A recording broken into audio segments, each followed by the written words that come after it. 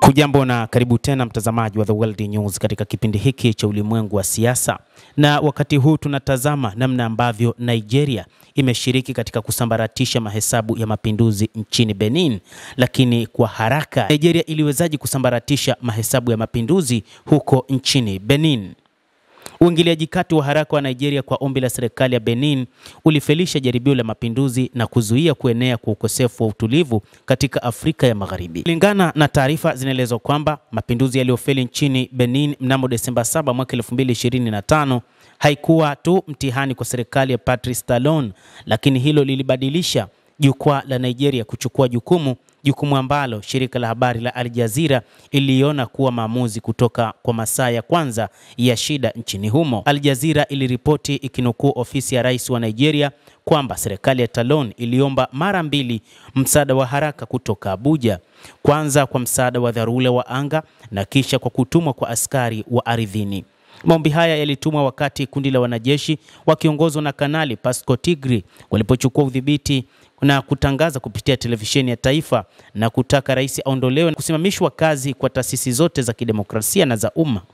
Sababu za Nigeria kuingilia katika mgogoro huo wa mapinduzi ya Benin. Sababu ya kwanza na rasmi ya kuingilia kati Nigeria ilikuwa ni ombi la moja kwa moja kutoka kwa serikali ya Benin. Tovuti ya Nigeria ya Premium Times pia imethibitisha kwamba serikali ya Benin iliomba Nigeria katika maelezo mawili rasmi kuchukua hatua haraka na kuchukua udhibiti wa anga ya nchi hiyo ili kulinda utaratibu wa kikatiba na usalama wa watu. Nigeria kwa amri ya Rais Bola Tinubu ilituma ndege zake za kivita katika anga ya Benin, na kama Al Jazeera ilivyoripoti, ilichukua udhibiti wa anga na hivyo kuwawekea kikomo cha uwezo waliopanga mapinduzi ya kuendesha na kuratibu mambo katika taifa hilo. Hatua hii ilikuwa na nafasi muhimu hususan katika kurejesha televisheni ya taifa na kambi muhimu ambapo waliopanga mapinduzi walikuwa wamejipanga upya. Lakini uingiliaji kati wa Nigeria haukuwa tu jibu kwa ombi rasmi. Vipimo vya kijiografia na kisiasa pia vilikuwa muhimu. Gazeti la The Guardian la nchini Uingereza lilibaini kwamba Benin, tofauti na majirani zake wengi, ilikuwa na historia ya utulivu kwa kiasi, na mapinduzi yake ya mwisho yalifanyika mwaka 1972. Lakini eneo hilo la Afrika ya Magharibi limeshuhudia mfululizo wa mapinduzi katika miaka ya hivi karibuni katika nchi jirani na Benin, kuanzia Niger na Burkina Faso hadi Mali na Guinea.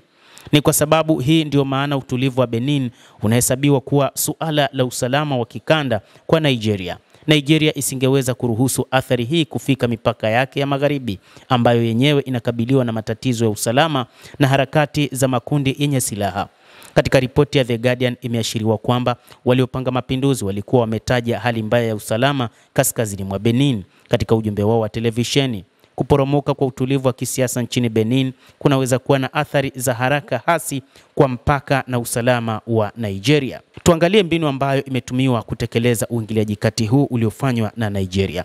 Njia utekelezaji inaonyesha kwamba Nigeria ilichagua mkakati wa kasi wa kudhibiti anga ili kuzuia mapinduzi yasifanyike. Gazeti la Premium Times na shirika la habari la Al Jazeera vimeripoti kwamba Nigeria kwanza ilichukua udhibiti wa anga ya Benin na kusambaza ndege za kivita ili kutatiza mawasiliano na njia za kukutana wapanga mapinduzi. Kisha baada ya kupokea ombi la pili kutoka Benin, vikosi vya ardhini vya Nigeria viliingia nchini humo, lakini kama vyanzo mbalimbali vimesisitiza kwamba wote walikuwa wakifanya kazi chini ya amri ya serikali ya Benin, na dhamira yao ilikuwa ni kulinda taasisi za serikali na kuunga mkono vikosi tiifu kwa Rais Talon. Vikosi hivi pamoja na jeshi la Benin viliweza kuondoa upinzani wa mwisho wa wapangaji wa mapinduzi uliotawanyika kwenye televisheni ya taifa na katika kambi zilizotajwa. Kwa nini uingiliaji kati huu ulikuwa muhimu kisiasa kwa Nigeria? Kwa upande mmoja, Nigeria ilitaka kutuma ujumbe wa wazi kwa wanajeshi na wakikanda kwamba zama za mapinduzi yasiyokuwa ya gharama zilikuwa zimekwisha. Kwa upande mwingine, wachambuzi wa mambo wanaamini kwamba hali ya kisiasa ndani ya Benin, ikiwa ni pamoja na majadiliano juu ya mageuzi ya katiba, kutoapishwa mgombea wa upinzani na uchaguzi wa rais unaokaribia, umesababisha hali ya kutokuwa na utulivu. Nigeria iliona uingiliaji kati kama huo ni njia ya kuzuia Benin kuingia kwenye mgogoro wa muda mrefu ambao kwa hakika upeo wake ungeenea nje ya mipaka ya nchi hiyo. Kwa ujumla, kile ambacho Nigeria imefanya ni mchanganyiko wa jibu la haraka kwa mwaliko rasmi kutoka kwa nchi jirani, masuala ya usalama, jukumu la kijiografia na dhamira yake ya kikanda. Endelea kutufuatilia mtazamaji, na usisahau kulike, usisahau kucomment kadhalika na kusubscribe channel yetu hii. Utakuwa ukipata habari hizi kwa mapana kupitia The World News.